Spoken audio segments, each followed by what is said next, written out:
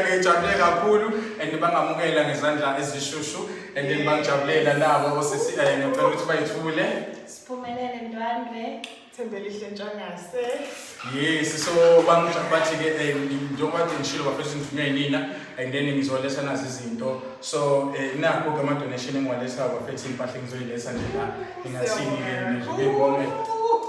Yo, that is so great. Yeah.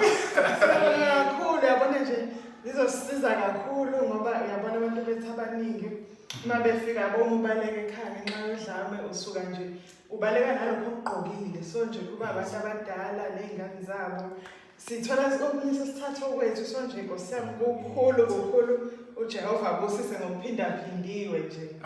Siyabonga. So nina ke nje yini mhlawumbe engingayifisa kubantu noma ke kuyiphathimandla nje ukuthi yini isidingo nje mhlawumbe isikhungo mhlawumbe sidingani ngafisa ini njengoba usonishilo ukuthi nazi impahla nedinga donation yezimpahla nani nje mhlawumbe futhi okunye engidingayo. Yabona nje kokuqala usixakile nayi building Nkosi yami inama cracks kuyavuza phezulu nje noma isekunethe izulu kuyangena because isindala yabo. So nenye into ke amanzi stipend kuphela kuma-tank and siyawathenga kanti i-organization i-fundraiser kuphela for ukuthi kudla ama-client nokuthi kuhola abasebenzi so singasizakala kakhulu uma singakwazi ukuthola mhlawumbe ibhohole yabo ne-fence yabona siyadinga ukuthi babe safe abantu bethu nabo uma bebaleka umuntu uma engena la afile safe but yabo indlela eseguge ngakhona nje hayi kuningi. Nabo ke mabelana sibenzisa i-counseling nama-support group nemisebenzi yezandla. Uma benza imisebenzi yezandla sidinga ama-materials, imishini, nje izinto zokuhlala ukuthi sibakhiphe busy yabo ukuthi uhlele endaweni entsha ongayazi uxakekile and awenzi lutho so kumele benze imisebenzi yezandla siba empowerishe nongama-computer skills but ama-resources awekho so masingatholi izinto So nina nenzani kahle isikhungo senza ini? Isikhungo si-admita abantu besifazane abahlukumezekile ngenxa ye-safety yabo asisho indawo because uyabona nje akukho lokusho khona i-location.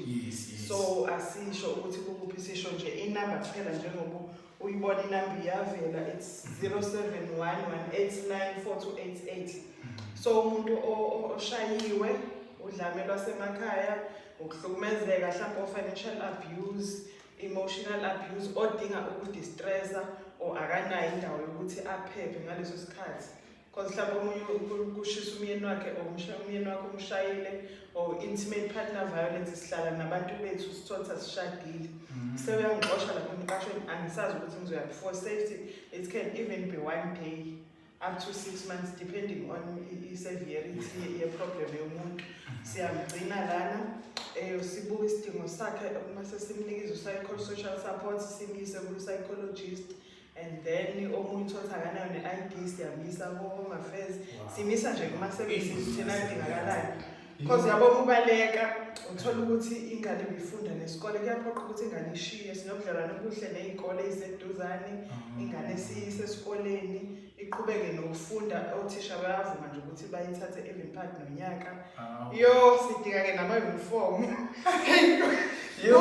sihlanganisa yabo kuningi yes kuningi kodwa nje umuntu meselana-ke kokunye uthola ukuthi uyakwazi ukubuyela emndenini senza no-family preservation services sikhulumisane nomndeni ukuthi lo muntu sesimlulekile omunye uthola ukuthi kwayena udinga ukululekwa ashintshe isimilo mhlawumbe uphuza utshwala or uyabhema too much mhlawumbe nendlela yokukhuluma nje nokuphila nabantu ayikho kahle siyaluleka kukho konke lokho umuntu abone ukuthi kuphilwa kanje empilweni kufanele uyithande omunye uma sehlukumezeke kakhulu uyalahlekelwa yithemba akasayithandi yabona nje simvuselele ugela ayibone ukuthi this is me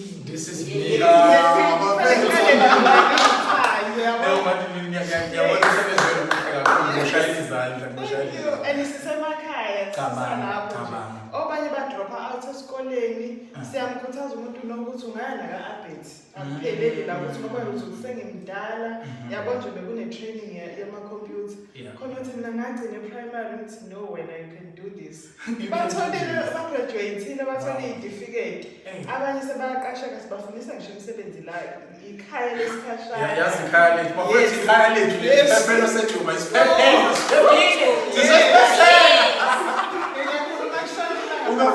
Ngiyabona ukuthi wena noma bafethu siyacela ukuthi noma ngayiziphi iphathimandla noma ngawubani onamandla bafethu nansi inamba yabo ikhona nizama ukuthinta and then nongafisa mhlawumbe ukuthi ufuna ukuzobabiyela icontract ethize noma bafuna bangakwazi ukusiza ngamanzi yonke leyo nto leyo. So siyacela bafethu nilulisane umuntu ngumuntu ngabantu ngaphandle komunye umuntu asilutho. So ukuze siye phambili udinga omunye umuntu ozokusiza nozokulekelela. So yeah, nginana bafethu sizodla Christmas nabangani bami. Ngiyajabula indlela engiphatha ngayo.